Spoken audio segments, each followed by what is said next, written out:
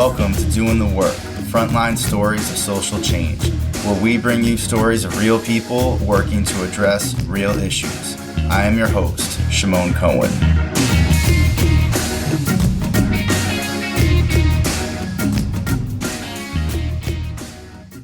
Thank you to FIU's Disability Resource Center for providing transcription services. In this episode, I talk with Dawn Brown, who is a social work educator and the Legislative Chair of the National Association of Social Workers, Florida chapter. Dawn talks about activities and strategies social workers can use to engage in legislative advocacy and how NASW-Florida has a big event called LEAD, Legislative Education Advocacy Day, where they bring social work students to the Florida Capitol once a year to meet with lawmakers and attend committee hearings. We talk about the importance of voting, especially this November, and what is on the line. Dawn shares what voting means to her as a Black woman and stresses that voting is important at all levels of government, national, state, and local. She explains that voting is just the beginning and that we need to hold elected officials accountable, build relationships with them to push for a social justice agenda, and support candidates for office who are aligned with the goals of racial, social, and economic justice. She also talks about how she got into this work. I hope this conversation inspires you to action. So before we get into the episode, I'm so excited to tell you all about this episode's sponsor, Designs by T.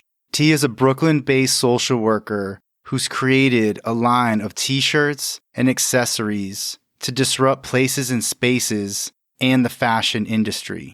This t-shirt line is doing what no other social worker has done before, fusing creativity with art, and she's managed to create a local buzz. She gives 10% of all sales towards purchasing essentials for children and families in a local shelter.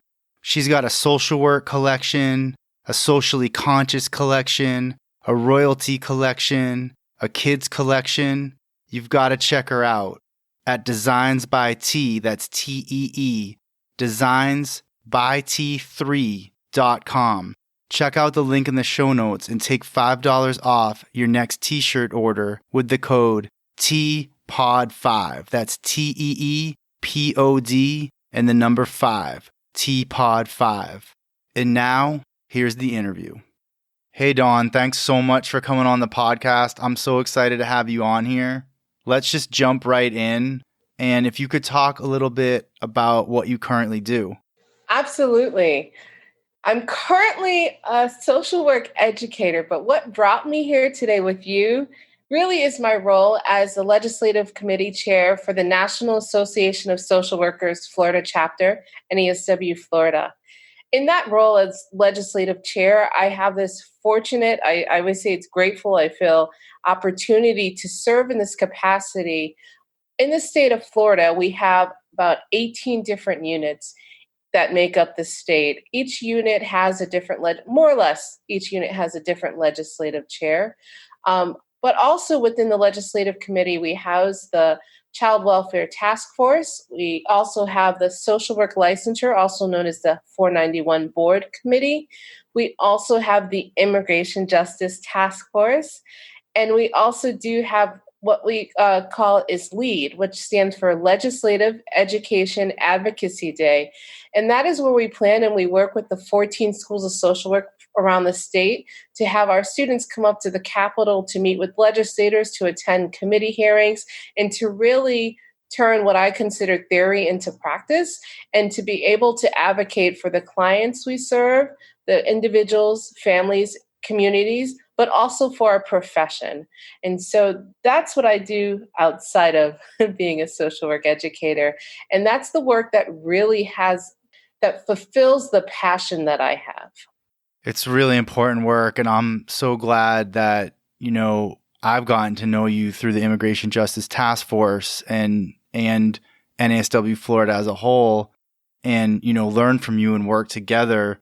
And that's really why I wanted to have you on here. This is gonna be the October episode. October, right after October is November, and we all know what's happening this November. We have, a major election that's happening. And I know we're going to get into legislative advocacy as well as we talk right now. But can you kind of talk about like what is at stake in this election? Yes, I'm one. I appreciate you having me on to be part of your podcast and doing all the great work that you do. And like you, I've appreciated your experience, your wisdom, and your passion to get to know you through the Immigration Justice Task Force. What is at stake in November are people's lives. Like, I don't know if there's another way to put that, because I understand some people don't recognize that, but we understand that from a policy perspective, it is imperative that we have policies that do good and don't do harm.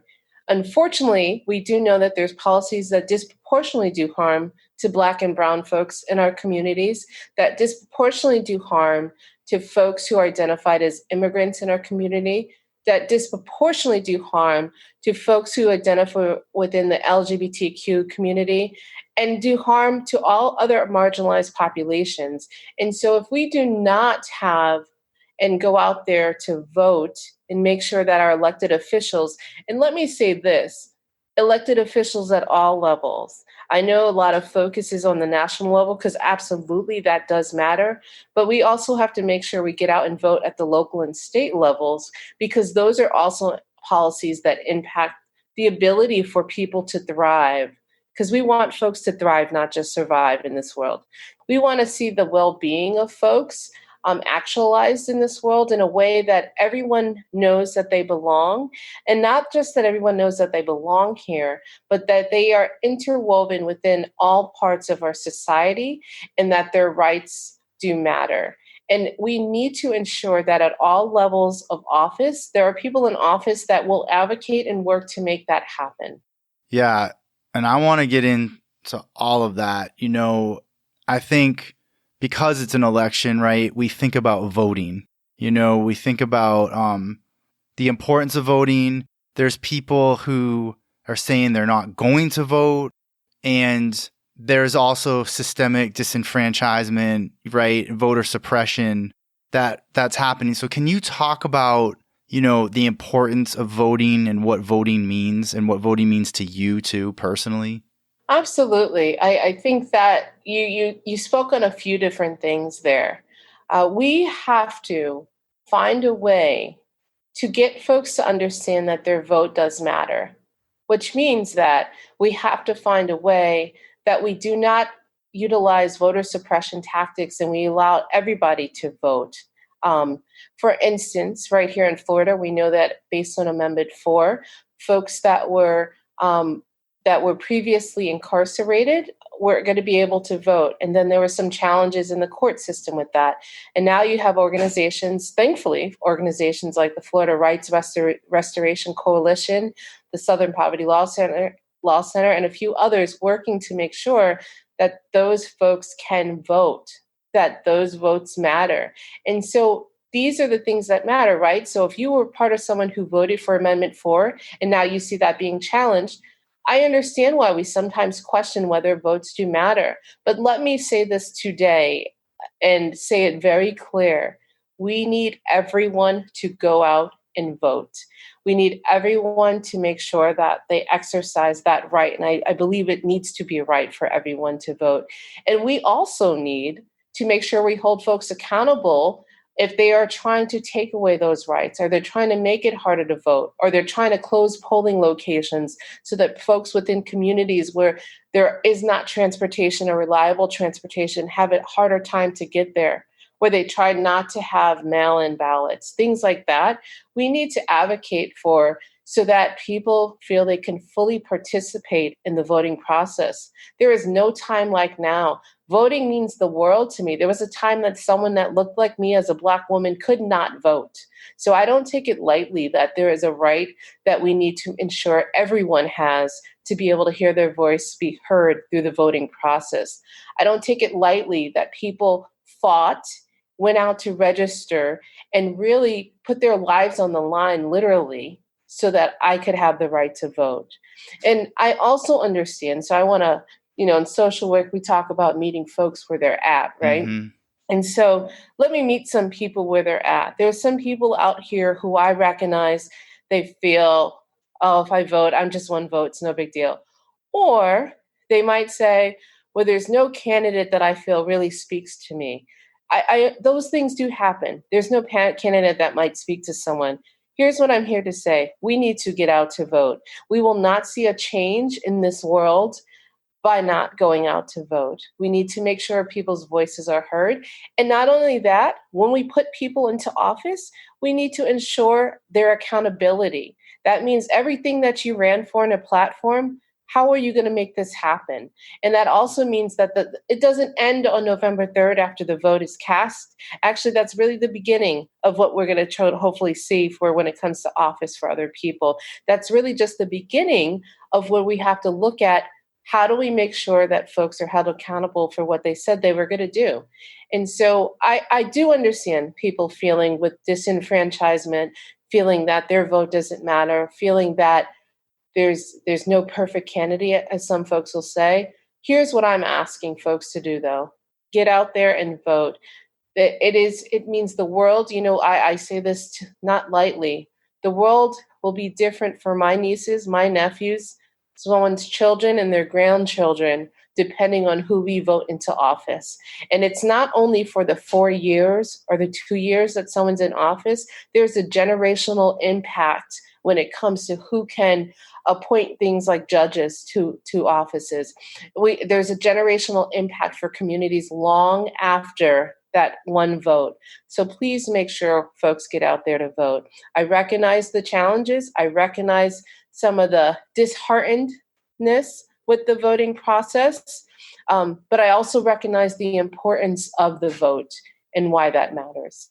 Yeah, it's everything you're saying so powerful and so important, and I mean, for me with this election, as far as the presidential election, I mean, the bottom line is Donald Trump is a white supremacist. He's a racist. He's a sexist. He's an absolutely horrible person, and he needs to go, period. And as far as Biden and Harris and their agenda, like, at least that will provide the opportunity to put some things in the right direction and build on changes that came before, and then hopefully they can get pushed, for a more progressive agenda as well. So that's kind of like when you were saying this is just the start, I think that really leads into like the work you do, right, with the legislative chair position. So in social work, even though policy advocacy, social justice work is at the core of what we do, it can be confusing for people. I hear this from social workers and students that they don't understand how it works. It's overwhelming. So break it down for us, Dawn. How do we advocate? How do we hold elected officials accountable? How do we push at a policy level for the changes we need to see to have the kind of world we want to live in, where we have racial, economic, and social justice? That's a really good question. And I hear that question a lot myself. It's how do we, as social workers, move everything that we talk about from our code of ethics, from the core of what we do, into the political arena. I think there's many ways that we can do it. And actually, I think that we are very well suited through our social work education, through our commitment to helping others and working with others. I think that's another key piece here, is that our commitment has to be working with people, not just being there to show up. We often hear of this kind of the savior complex, and I don't like that. I think it's important that we work with communities, that we listen to communities and what their needs are, and that we are well suited, because that's what we're supposed to do at all levels of practice. As social workers, one of our tools in our toolbox should always be active listening, active learning, and also be willing to have some of those mirror moments, which allows us to understand how our own identities play a role in the work that we do. And so as far as it goes to advocacy, I really encourage folks to look at that at all levels of practice. So yes, we have right before us, I would argue, and I argued in a newsletter entry the other week, I would argue the most important election of my current time. And I would say that it's imperative that we do advocate at the macro level. And how we can do that is by using skills that we learn from the micro and the meso level. So that means we need to be able to listen and be willing to learn, and also be willing to then go out there and become educated on the issues at hand. And so the same thing that we do in the classroom, the same thing that we do hopefully in clinical settings, where we provide this space and we hold space for others to tell their stories. I always say one of the ways we can honor people who come to us and tell their stories at some of the hardest moments of life is by advocating not only for them to survive, but to thrive, but also advocating for change. And so we can do that by, one, getting to know who our elected officials are. We need to find out who's out there. We need to do that even before they're elected. It is much easier to work with folks who are elected that speak and reflect our values than it is to work with folks who do not. And this is not to say we don't work with people who don't reflect our values, because it's a possibility some folks might change. It's a possibility that they might be in support of one issue, but not in another. But I also say another way we make this happen is I encourage social workers to run for office. I think it's important that we have folks that are at the table, that are making policies that come from the core of what we believe social work to be. As you said, I believe you had said, is looking at racial justice, is looking at dismantling bias within our system, looking at making sure that everybody has a seat at the table. And as far as I'm concerned, if the table's not big enough, you either get a bigger table or you just break the table up so everybody has a seat around in the circle and can actually participate in this political, economic process that allows us all to grow. So you said so much just there. I think one of the parts that really resonates with me that you said is, obviously it's easier to work with people, with elected officials, and just people in general who are more like aligned with our values, right? Mm-hmm. But we've got a situation where there are large majorities of elected officials who do not. Mm-hmm. I write letters to my elected officials and I get their responses back. And, I could basically, before I even send my letter, my emails, I can guarantee what the elected officials who don't see, who are on like so-called the other end of the spectrum, I guess, to say, I already know what they're going to say because it's always the same, and it doesn't seem like there's any movement there. And I think it can feel like the only solution is to get them out of office, which then takes like mass mobilizing. So I just wanted to you're working with elected officials all the time. How do you navigate all that? Well, I think one of the things that we have to do is understanding, like you said, there are those differences that exist. I mean, that is the unfortunate reality. But I think the fortunate reality for us as social workers, to be honest with you, is, there's often times we might sit across from someone who we don't agree with, but we do in a capacity when they're our client. I would say, and I would advocate for us to use that same skill that we encourage so many people to do, is to build and cultivate relationships. So for example, in Florida, we have a 60-day legislative session, usually either from January to March or March to May, depending on whether or not it's an election year. But that means that there are actually 10 other months that we could be building rapport with elected officials.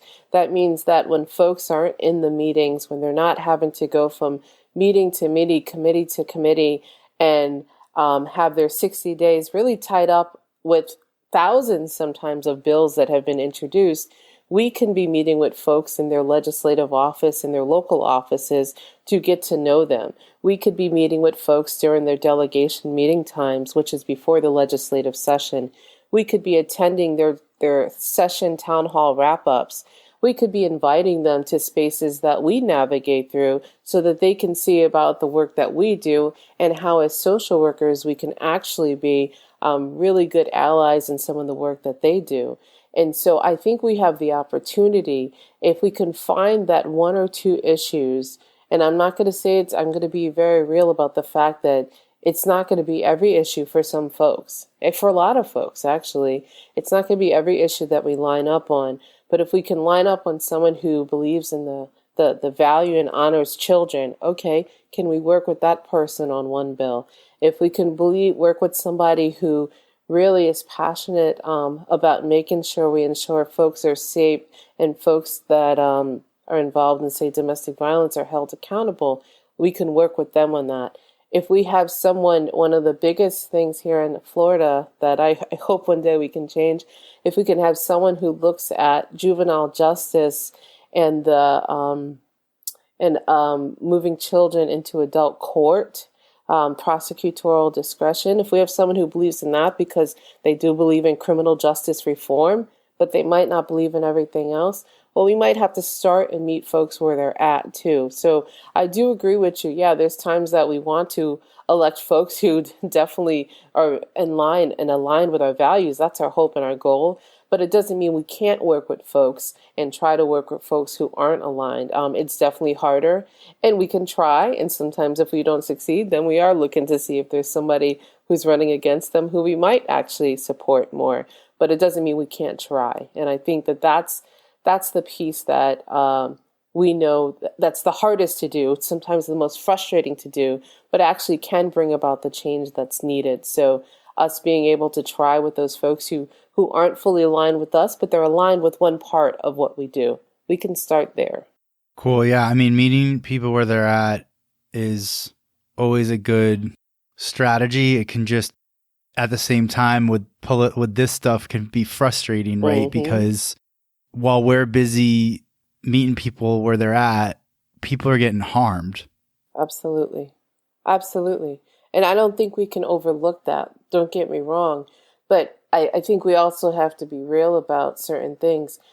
I don't believe if one person gets harmed, that's one too many. I will say that for sure. And I do believe that we continue to have policies that undergirding might have some sort of spaces that are extremely unjust, particularly to certain populations. When I was talking about the juvenile justice piece, we know disproportionately Black and brown children are the ones that are sent to adult court. That's problematic. We know the difference between trying to give folks an opportunity and a chance, and when you send someone to adult court as a child, you're almost taking away all those chances. And so, yes, I completely agree that when we look at some of these things, the consideration of meeting someone where they're at can cause more harm to some than others. I also do think this is that in some cases, that's what we have to originally work with. It doesn't mean we can't change things, but if that's what we're working with, can we cause some change in the meantime? But if not, we can't, then we need to look, we continue to align with those other folks who align with us. That's not going to change. We'll stay marching in that order. But at the same time, if we can change someone, I say let's try to do that. If we can get folks to understand why it's harmful, why it's unjust, what does human rights look like, and why the policy that they're supporting actually goes counter to that, then I think that we can try to do that. But in the meantime, as I said before, if folks don't change, then we need to look at changing who's in office. Yeah, I mean, the fact that they are in office, we got to work with what we've got at the same time, right? We got to work with those who are in office, like you're saying, because they're the ones there. And then hopefully, well, not just hopefully, like that a movement can change who's in office, to a more progressive agenda. Absolutely. I think there's a reality to how can we find a way to do both, right? Because if we know there's somebody who we want to bring into office, like let's work on getting those folks elected, right? Let's work on campaigning for those folks. Let's work on cultivating these leaders.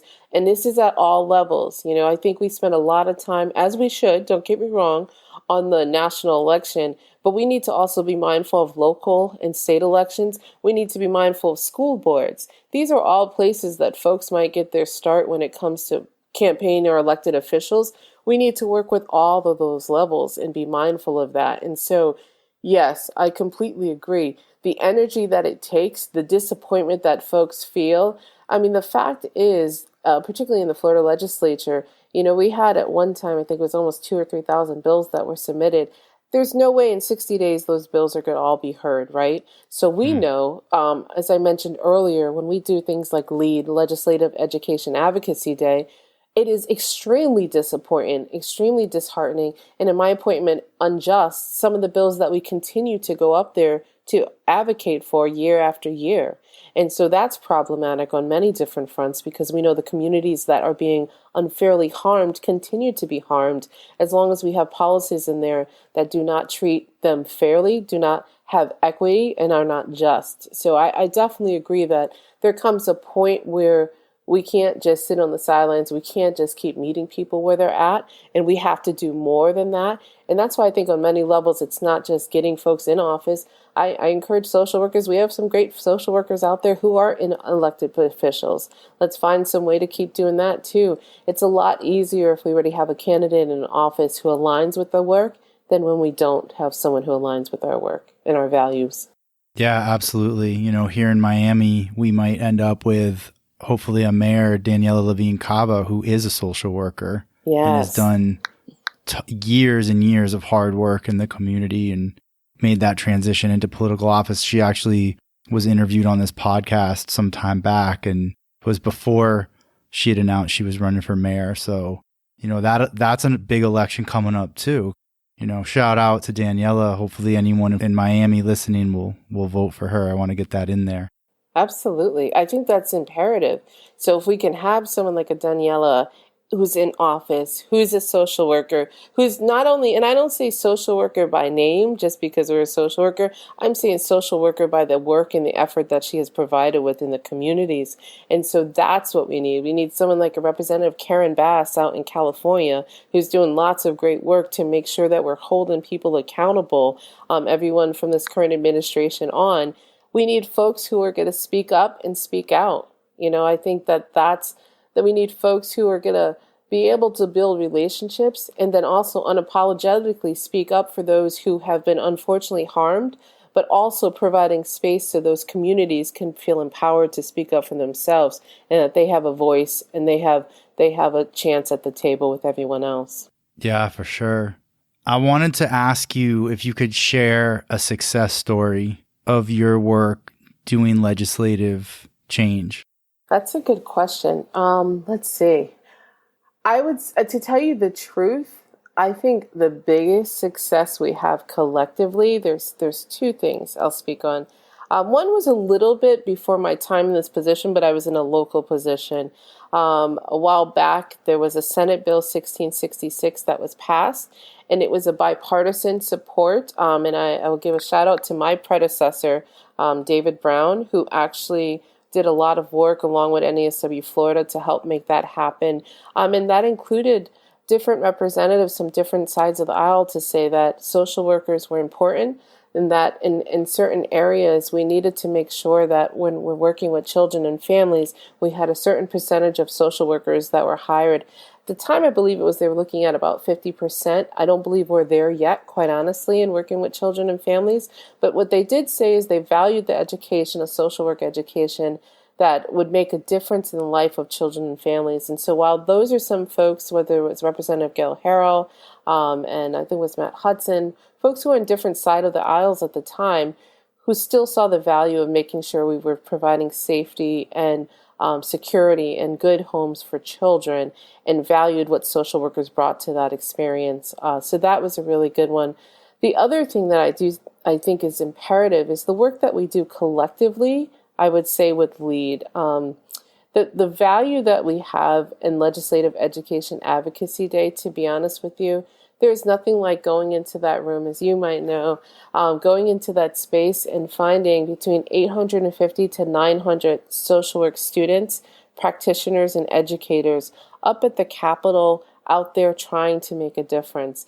And so when the success for me and that value is how many students, whether it's my own students or other students I talked to during the time, that say they were afraid, they didn't know what to do. As you mentioned earlier, a lot of social workers are like, well, how do I make a difference? Or I don't know, will the legislator listen to me? But by the middle of the day, when I'm passing people in the Capitol in the hallway, you see people smiling and coming up to me saying, hey, I met with Senator so-and-so. I met with Representative so-and-so, and they want us to meet when we come back to our local area. Or they listened to what I had to say. Or there's nothing better than saying, like, I was able to tell the story that I was told, and they listened, and now they want me to follow up on what's going on. And I have to tell you, there's countless stories for that. And people, in the way that they feel empowered, and the way that those social work students in particular, quite honestly, feel like they are part of the process. We often talk about theory, but the one thing I love about the profession that I say chose me, which is social work, is that we have this ability to actually do more than theory. We turn things into practice. We turn things into action. And when you see that energy of folks, and the students not only meet with representatives and legislators, let me say this, Shimon, they also go to committee hearings. We've had students who have testified at committee hearings on behalf of a bill. We've had students who've gone across the street to the Supreme Court to hear different hearings. Like one year, a few years ago, the constitutionality of the death penalty, of which did make a change after that those hearings that were going on at the Supreme Court there. So those are the success stories that really speak volumes, because people have been able to stay connected. I give an example: a student stayed connected with the legislator within our area, and she's gone back to that person well after leave. This is going on almost 2 years later to be part of what they're doing. And so those are sort of the success stories that really speak volumes, because the goal, one of the biggest goals that I have, obviously, is change. We want to see legislators vote on behalf of bills that are equitable, that are just, and that make a difference for these communities that so far have unfortunately been disenfranchised and suffered the most. But I also love seeing the energy of folks feeling that they have the power to make a difference and to make a change. And because that is what really matters also in our profession, those are some of the success stories that I definitely hold on to, because that energy from the 2 days of lead, we don't get much sleep, but it's a lot of great energy. And the reality is those folks leave feeling empowered that they are on this world and this earth to make a difference. And it's not to just make a difference in the little area they are, but to make a individual and collective difference for the lives of so many others. And so that, to me, is a success. Yeah, those are some great stories. And yeah, I agree, getting that real in-person experience. I wish, I had that type of experience when I was a student. It sounded, because you can have, I think we did like a congressional hearing, like a mock congressional testimony type thing that we did in class, but that's totally different when you're going and really doing that, in person with real people. And it, like you said, it builds that confidence, because people are confused about how all this works, so to actually be able to do it is amazing. Now I want to ask you how you got into this work. That's a good question. Let's see. I don't know if I had just this very clean path that got me here, but I definitely feel that I have always been passionate about issues much larger than myself. I'll say that.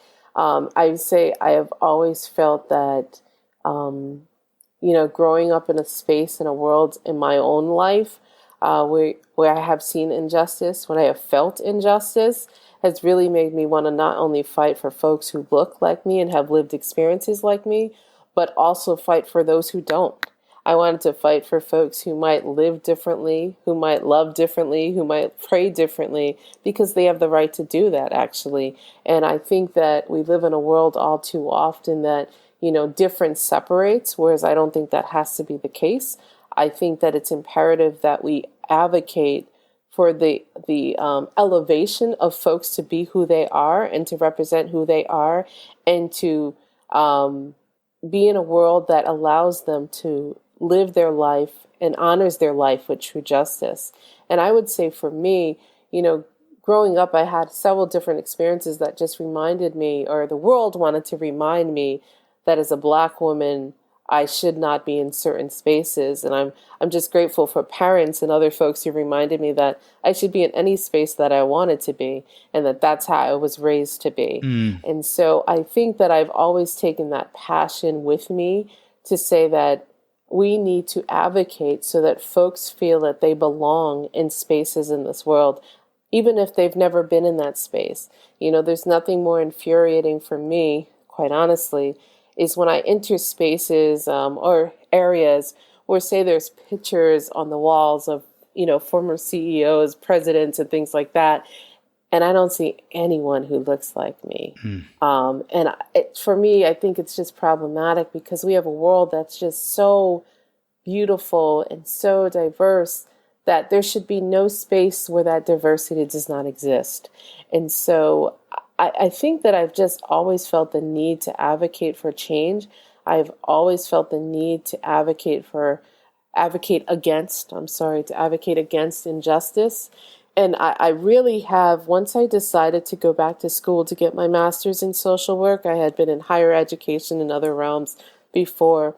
Once I come back to social work, even though I went to a clinical program, and I don't regret that. I'm happy I did that, because what I have learned is that those clinical skills are transferable in many areas in a macro setting.